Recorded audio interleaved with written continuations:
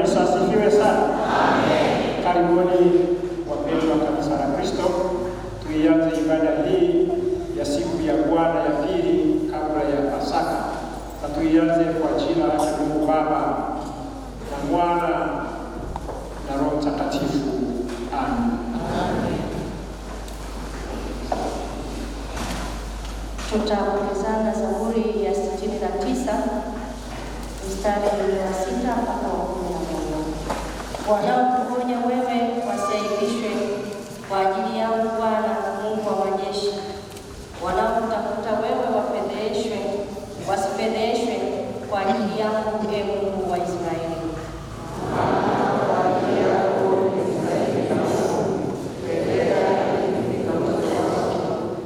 Nimekuwa mgeni kwa ndugu zangu na msikwao kwa Bwana wa mama yangu.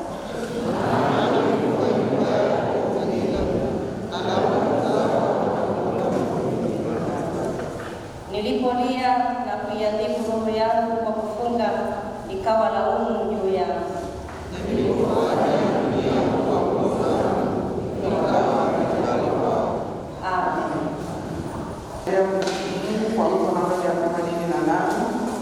Taifa fungu la kwanza na la pili, watoto wale wa shule ya Jumapili waweze kufika mbele.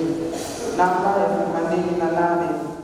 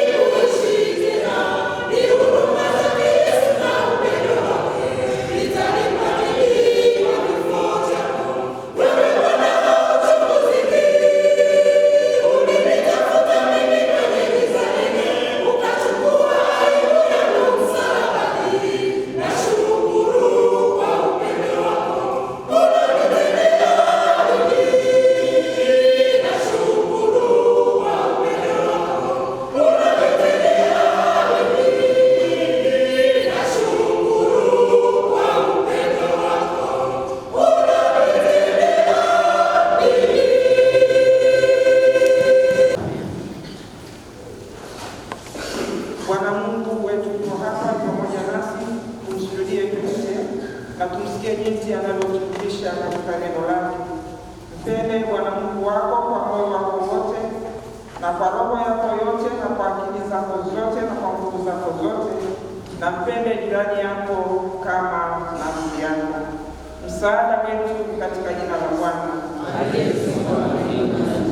Wapendwa katika Bwana, tumekusanyika mbele ya uso wa Mungu kumtukuza kwa ajili ya neema yake na uaminifu wake, kusikia neno lake takatifu na kuomba ushirika na miili yetu.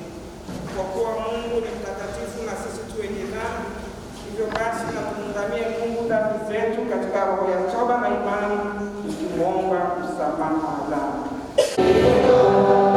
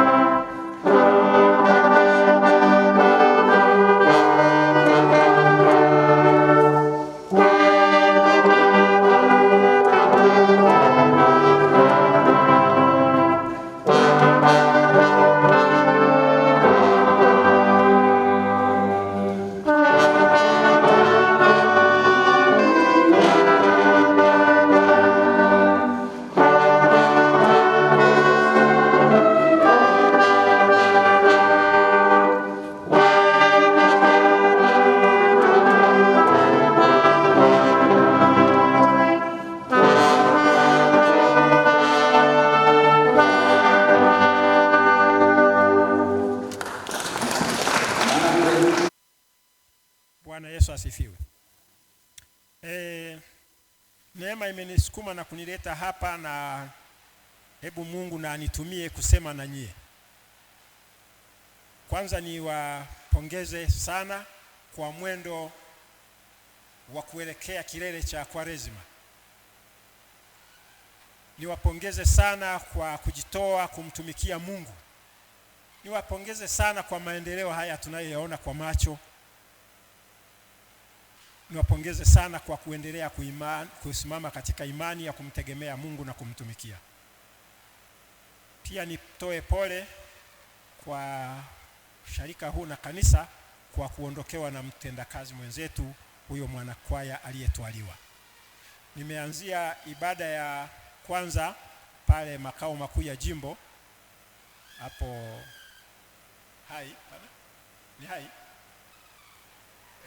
Nimetoka pale baada ya mahubiri kwa sababu tulifika alfajiri sana, na pale nikasikia kuna mtu alitwaliwa. Kwa hiyo tunajua Mungu yuko kwenye mavuno, lakini hao waliomtumikia Mungu awape pumziko jema. Bwana Yesu asifiwe. Ombe turudi sasa kwenye ujumbe wa neno la Mungu. Ndugu zangu, ni katika kuelekea kilele cha Kwaresima, Mungu anatutumia ujumbe wa kutafakari juu ya hitaji kubwa na muhimu la mwanadamu. Bwana Yesu asifiwe. Hitaji hili ni haja ya kuwa na mahusiano upya, haja ya kupatanishwa na Mungu. Mimi nikusii katika ibada ya leo kuwa na haja hiyo, kuwa na hitaji hiyo, kuwa na hamu hiyo, kwa sababu ni ukweli usiopingika kwamba katika dunia hii tunayoishi tumejifarakanisha na Mungu kwa njia ya mienendo yetu na matendo yetu na maisha tunayoishi. Yamkini tunakuja kanisani, yamkini tunatumika, tunaimba, tunasifu, tunatoa sadaka, lakini tumemkosea Mungu. Tunahitaji rehema ya Mungu. Bwana Yesu asifiwe. Tunahitaji kupatanishwa. Niliwahi kumwambia bwana mmoja, nikamwambia alikuwa amejitenga na kanisa kwa na mambo mengi, nikamwambia unaweza kuangalia, wewe umejenga nyumba, wewe umekuwa mtumishi wa serikali, wewe umenunua kigari, ukayaona kama ni maendeleo na mafanikio, lakini kwa mimi ninavyotafsiri kwako, yawezekana mafanikio yako yangekuwa zaidi ya hivi ulivyo, ingawa wewe umeridhika. Lakini mimi naona ungekuwa karibu na Mungu na ukutafuta uso wa Mungu, ungekuwa zaidi ya hivi ulivyo. Bwana Yesu asifiwe. Najua ninyi mmefanikiwa. Bwana Yesu asifiwe. Tumeona na hata tukiwaangalia hivi, lakini bado tunahitaji mafanikio zaidi, si ndio wapendwa? Kwa hiyo ndugu zangu, hitaji hili la kupatanishwa na Mungu kwa upya ni hitaji muhimu. Ndugu zangu, tukisoma kitabu cha Mwanzo tunaona tangu nyakati za anguko la mwanadamu watu wamekuwa katika mahangaiko na kutaabika kutafuta namna ya kurudisha mahusiano na Mungu. Hata ujumbe tuliousoma katika mambo ya Walawi, unaona watu ambavyo walihangaika kutafuta namna ya kujipatanisha, namna ya kujitakasa ili warudi kwa Mungu, wakitumia, yani wanatafuta kupatana, lakini lazima damu ifanye nini? Imwagike. Damu ya wanyama, kondoo, mbuzi, njiwa. Ndio maana mwandishi huyu ambaye mpaka leo nimemwona baba mmoja mchungaji hapo ni mbobezi, nadhani hata wewe mpaka unastaafu kama naona kama umestaafu haukugundua mwandishi wa hiki kitabu cha Waebrania, lakini ujumbe upo, umehifadhiwa. Huyu mwandishi amefuatilia historia ya Waebrania kwa utamaduni waliokuwa nao wa kutafuta kupatana, kutafuta kutakaswa, kutafuta kurudishiana mahusiano. Akagundua walitumia utaratibu wa kumwaga damu. Lazima kiwepo kimoja cha kufa ili wengine wapatane. Bwana Yesu asifiwe. Ndugu zangu, unaweza kuona jinsi ambavyo ili wewe upatane na Mungu lazima uhai wa mtu mwingine uondoke, na uliondoka. Mungu atuhurumie. Ndugu zangu, ukisikia kitu kinaitwa, kila kitu kina mshindo nyuma, si ndio? Wanapotuambia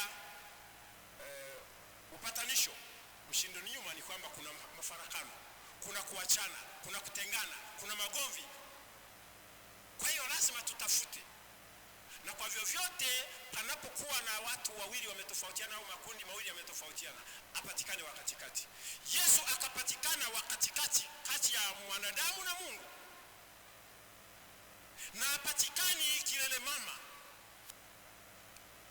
Amepatikana kwa mateso, amepatikana kwa kumwaga damu, mbadala wa mbuzi, mbadala wa kondoo, mbadala wa njiwa, na yeye akafanyika daraja kwa njia ya msalaba, ili sisi kupitia yeye tuunganishwe na Mungu, tutakaswe, tuondolewe uchafu, lakini tusiwe mbali na yeye Mungu tena. Bwana Yesu asifiwe. Ndugu zangu katika Kristo, kwa kuwa ni hivyo, kila mmoja leo anayo nafasi ya kujiuliza na kujitafakari na kujitathmini, nina mahusiano gani na Mungu? Mahusiano yangu yametoweka, ninafanyaje kuyarudisha? Njia ni kumwamini Yesu Kristo kuwa Bwana na Mwokozi. Yeye anasema mimi ni njia, kweli na uzima. Na hapo ndipo tunapoona muunganiko wa ujumbe huu wa leo. Nasema kwa Yesu kuna upatanisho wa kweli. Yeye ni kweli, hana upatanisho wa kubabaisha, hana upatanisho wa muda mfupi, hana upatanisho wa vipindi, ana upatanisho wa milele. Bwana Yesu asifiwe. Ndugu zangu katika Kristo, katika maisha haya tulionayo, chuki imetawala, ugomvi umetawala, uhasama umetawala. Hata kama tunakuja kanisani, yawezekana kuna mtu alitakiwa kukaa hapa, lakini kwa sababu hapatani na fulani amekwenda kukaa kwingine ambapo pengine asingependa, lakini amekuja kanisani. Sio dawa. Dawa ni kupatana na huyo ambaye mmetofautiana. Na kwa kuwa hakuna mtu anayeweza kujipatanisha mwenyewe kwa jitihada zake, tukisoma Warumi mlango wa 5 ile mstari wa 1, tunaona hakuna mtu anayeweza kujipatanisha mwenyewe, lazima apatikane mwingine wa kutupatanisha. Ndio maana Mungu akamtuma Yesu Kristo kuwa mpatanishi. Tafakari maisha yako, tafakari njia zako, tafakari mienendo yako, tafakari mazingira yanayokuzunguka. Ni kitu gani umefarakana nacho? Ni kitu gani unaona mweni vizuri? Awepo mtu, karibisha mtu, lakini mtu sahihi na mpatanishi sahihi. Mpatanishi wa kweli ni Yesu Kristo. Bwana Yesu asifiwe. Huyo tukimwamini, tukamuita, tukamuhitaji, tukamkimbilia na kumuona ni daraja, tukalikanyaga lile daraja, tunavuka salama. Na mwisho tunaingia katika uzima usiokuwa na kikomo, uzima wa milele. Maana hiyo ndiyo kazi iliyomleta Yesu. Akasema, Baba, wote ulionipa sitampoteza hata mmoja. Mungu amekukabidhi kwa Yesu. Bwana Yesu asifiwe. Ndugu zangu katika Kristo, tunahitaji kubadilisha mitazamo yetu, kwa sababu kuna watu wengine wanaofikiri katika mitazamo yao kwamba kwa sadaka nyingi, sadaka kubwa, kufanya matendo ya huruma watajipatanisha na Mungu. Wapo wanaofikiri kwamba kutoka KKKT akaenda dhehebu jingine au dini nyingine anatafuta amani, anatafuta kujipatanisha na Mungu. Dawa ni kuwa na imani katika Yesu Kristo. Dawa ni kutazama msalaba ambao kwa wanaopotea wanaona ni nini? Ni upuzi. Lakini sisi tunaomtegemea Yesu, sisi tunaokwenda uzimani, tunaona ni ukombozi, tunaona ni daraja, tunaona ni njia sahihi ya kuvuka. Ndugu zangu katika Kristo, nihitimishe kwa kusema mambo haya. Kumbe katika Yesu Kristo na kumwamini na kumtegemea, kuna mambo yafuatayo. Kwanza kabisa, unapata amani. Si ndio? Unapata amani. Yesu akikupatanisha na Mungu unapata amani. Maana Mtume Paulo anaandika, anasema, basi tukiisha kuhesabiwa haki itokayo katika imani, na muwe na amani kwa Mungu kwa njia ya Bwana wetu Yesu Kristo. Hakuna amani sahihi, amani ya kweli, amani tofauti na amani ya Yesu Kristo. Anasema, amani yangu na wapeni. Amani ni wapayo, si kama ulimwengu utoavyo.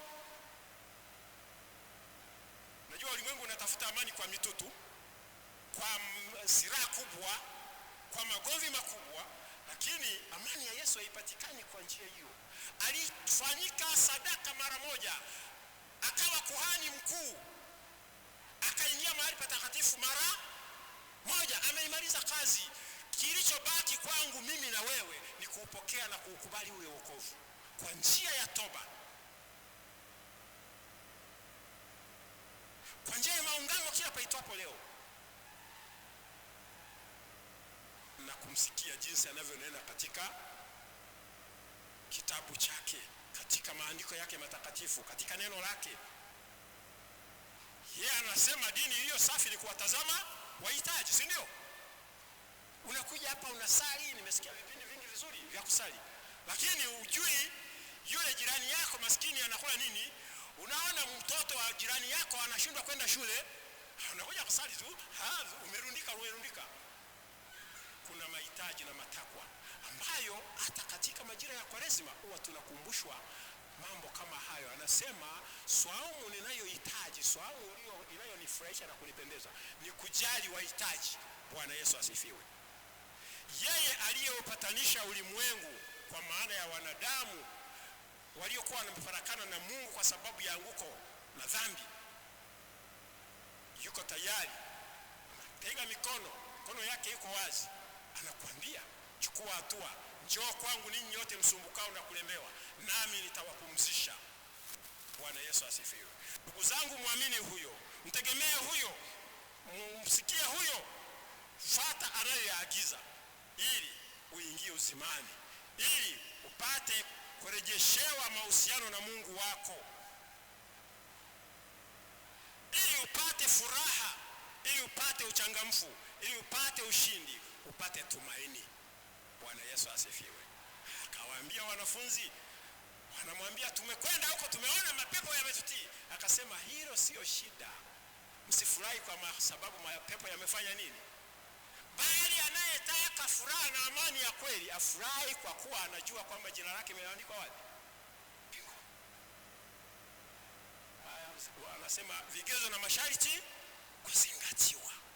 Unataka jina lako liwe mbinguni, lazima umwamini Yesu, lazima utubu, lazima ujue mapenzi